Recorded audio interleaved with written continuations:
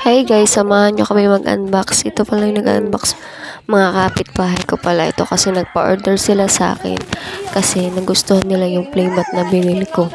Ito yung family size na siya. Kaya nagpa-order sila sa akin. Kaya sila nag-unbox nito. Tingnan natin kung magugustuhan nila yung pinabili nila sa gustong-gusto daw kasi nila yung playmat na nabili ko kasi malaki siya tapos makapal na siya.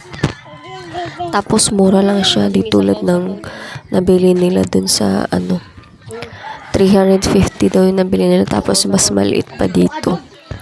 Ayan, tuwang-tuwa sila kasi ang laki daw.